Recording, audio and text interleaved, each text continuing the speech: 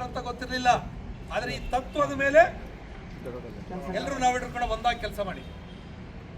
Muslim ಅಂತದ್ದು ಹೇಳಿ ನೋಡಲಿಲ್ಲ, ದಲಿತರು ಅಂತದ್ದು ಹೇಳಿ ನೋಡಲಿಲ್ಲ, ಉನ್ನತ ಜಾತಿ ಅಂತದ್ದು ಹೇಳಿ ನೋಡಲಿಲ್ಲ, ಹಿಂದುಳಿದವರು ಅಂತದ್ದು ಹೇಳಿ ನೋಡಲಿಲ್ಲ, ಅಲೆಮಾರಿಗಳು ಅಂತದ್ದು ಹೇಳಿ ನೋಡಲಿಲ್ಲ.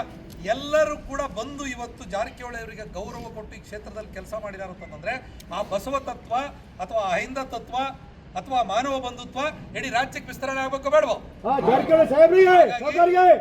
ಹಾಗಾಗಿ ನಾನು ನಿಮ್ಮಲ್ಲಿ ವಿನಂತಿ ಮಾಡೋದಂದ್ರೆ ಮುಂದಿನ ದಿನಗಳಲ್ಲಿ ನಮ್ಮ ಟ್ರೈನಿಂಗ್ ಸೆಂಟ್ರಿಗೆ ನೀವೆಲ್ಲ ಬರಬೇಕು. ಇವಾಗ ಕಮ್ಯುನಿಟಿ ವೈಸ್ ನಾವು ಟ್ರೈನಿಂಗ್ ಅನ್ನು ಈ ಸಲ ಮಾಡ್ತೀವಿ. ಅದರಲ್ಲೂ ವಿಶೇಷವಾಗಿ ನಾವಿಲ್ಲಿ ನಮ್ಮ ಸಮುದಾಯಗಳ ಲೀಡರ್ಗಳು ನೀವೆಲ್ಲ ಕೆಲಸ ಮಾಡಿದ್ದೀರಲ್ಲ, ನಿಮ್ಮನ್ನು ನೂರು ನಮಸ್ಕಾರ ಹೊಡೆದ್ರು ಕಡಿಮೆ. ಯಾಕಂದರೆ ಎಲ್ಲರೇ ಬಿಡ್ರಿ ಸರ್, ನಮ್ಮ ಸಮುದಾಯ 100% BJP ಸರ್, 80% ಬೊಂಬಾಯಿ ಸರ್ ಅಂತ ಹೇಳ್ತಿದ್ರು. ಹೆಂಗೆ ಬದಲಾವಣೆ ಮಾಡಿದ್ದೀವಿ. ಹಾಗಾಗಿ ಎಲ್ಲರ ಜೊತೆ ಕೆಲಸ ಮಾಡೋಣ, ಎಲ್ಲರ ಜೊತೆಗೆ ಇರೋಣ.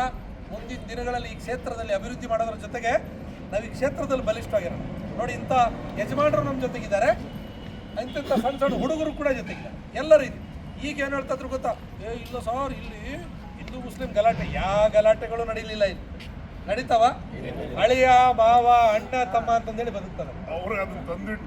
ಯಾರು ಅದನ್ನು ತಂದು ಪ್ರಯತ್ನ ಮಾಡೋದಂದ್ರೆ ಅವರೇ ಮಾಡಕ್ಕೆ ಅದು ಮಾಡಿದ್ರೆ ಅವ್ರಂಗೆ ಸುಮ್ಮನೆ ನಾಟಕ ಮಾಡಕ್ಕೆ ಶುರು ಮಾಡಿದ್ರು.